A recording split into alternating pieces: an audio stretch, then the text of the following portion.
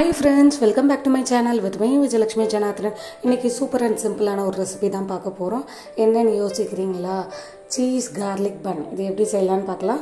அதுக்கு ஃபர்ஸ்ட் இந்த மாதிரி ஒரு பவுல் எடுத்துக்கோங்க. 1 டேபிள்ஸ்பூன் அளவுக்கு சின்னதா சாப் பண்ண garlics எடுத்துக்கலாம். அதே போல 3 டேபிள்ஸ்பூன் அளவுக்கு பட்டர். நீங்க வந்து salted butter யூஸ் பண்ணிக்கலாம் இல்ல unsalted வேணும்னா கொஞ்சம் salt ஆட் பண்ணிக்கலாம் லாஸ்டா. அதுக்கு அப்புறம் பாத்தீங்கன்னா இந்த மாதிரி ஆர்கானோ மிக்ஸ் வந்து உங்களுக்கு அவேலபிளா இருக்கும் அதை ஆட் பண்ணிக்கலாம். இல்ல எந்த ஹெர்ப்ஸ் வேணாலும் ஆட் பண்ணிக்கலாம். கொஞ்சமா chili flakes ஆட் பண்ண போறேன்.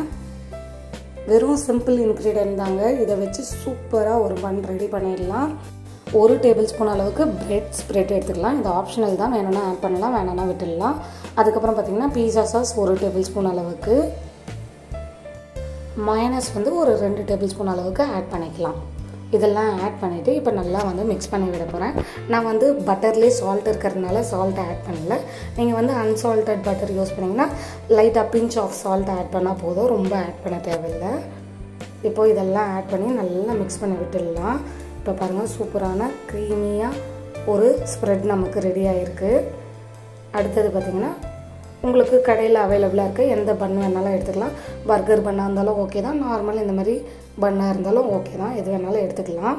எடுத்துகிட்டு இப்போ நான் இதை வந்து இந்த மாதிரி நைஃப் யூஸ் பண்ணி கட் பண்ண போகிறேன்.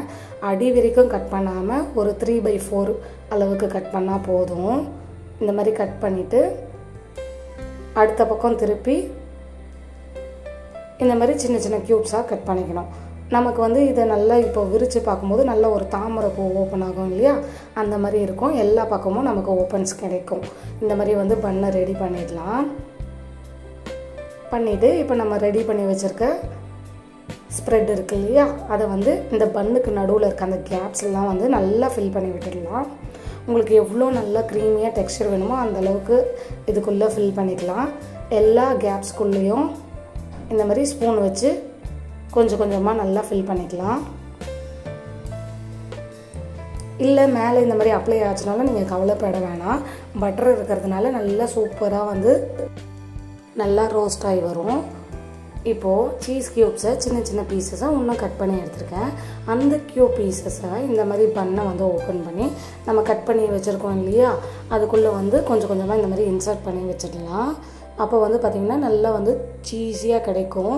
நம்ம வந்து இதை கட் பண்ணி சாப்பிடும்போது நல்லா அந்த பீஸா சாப்பிட்ற ஒரு ஃப்ளேவரும் பீஸா மாதிரியே நமக்கு ஒரு பன்னும் ரெடி ஆகிடும். இப்போ எல்லா பக்கமும் நான் இதை ஃபில் பண்ண போகிறேன். உங்களுக்கு கிரேட் பண்ணி வேணாலும் நீங்கள் கிரேட் பண்ணி ஆட் பண்ணிக்கலாம், இல்லை இந்த மாதிரி க்யூப்ஸாக வேணாலும் ஆட் பண்ணிக்கலாம். இது எல்லாமே நம்ம விஷ் தான். இப்போ பாருங்கள் பார்க்கும்போது எவ்வளோ சூப்பராக இருக்குது இல்லையா. இதை வந்து இந்த மாதிரி ஒரு கடாய் ஹீட் பண்ணிவிட்டு அதில் வேணும்னா ஸ்டாண்டு வச்சு அதுக்கு மேலே நீங்கள் ப்ளேஸ் பண்ணலாம், இல்லை அப்படியே கூட பண்ணை ப்ளேஸ் பண்ணலாம்.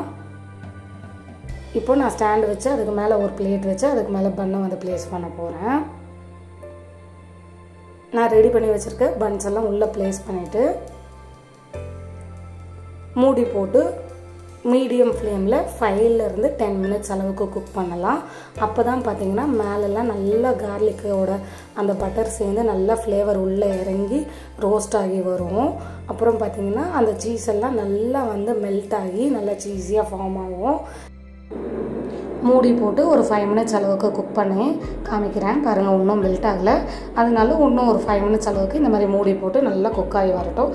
நீங்கள் அவனில் வைப்பீங்கன்னா உங்கள்கிட்ட அவன் இருந்தால் இதை ரெடி பண்ணி அவனில் வந்து ஒரு 1 மினிட் வரைக்கும் இல்லை 1.5 மினிட் வரைக்கும் நார்மல் டெம்பரேச்சரில் நீங்கள் வச்சு எடுத்திங்கனாவே சூப்பரான ஒரு சீஸி கார்லிக் பன் நமக்கு ரெடி ஆகிடும். பாருங்கள் பார்க்கும்போது எவ்வளோ சூப்பராக இருக்குது. மேலெல்லாம் நல்லா ரோஸ்ட் ஆகி வந்திருக்கு. ப்ளஸ் பார்த்திங்கன்னா சீஸ் எல்லாம் வந்து நல்லா மெல்ட் ஆகிருக்கு. உங்களுக்கு நல்லா வந்து இழுத்தா அந்த ஸ்ப்ரிங் மாதிரி வரணுன்னா நீங்கள் மொசரல்லா சீஸ் ஆட் பண்ணிக்கலாம். நான் இங்கே நார்மல் க்யூப் சீஸ் தான் ஆட் பண்ணியிருக்கேன். பாருங்கள் எந்த அளவுக்கு ரோஸ்ட் ஆகி வந்திருக்குன்ட்டு. உள்ளெல்லாம் ஃப்ளேவர் நல்லா இறங்கியிருக்கு. இது சாப்பிடவே ஒரு சூப்பர் ஸ்நாக்காகவும் இருக்கும், ஒரு யம்மியான பிரேக்ஃபாஸ்ட்டாகவும் சாப்பிட்லாம். இந்த மாதிரி மேலும் பல புது ரெசிபிகளுக்கு மறக்காமல் என் சேனலில் லைக் பண்ணுங்கள், ஷேர் பண்ணுங்கள், சப்ஸ்கிரைப் பண்ணுங்கள். அண்ட் தென் மறக்காமல் கொஞ்சம் சப்போர்ட் பண்ணி சப்ஸ்கிரைப் பண்ணுங்கள். தேங்க்யூ.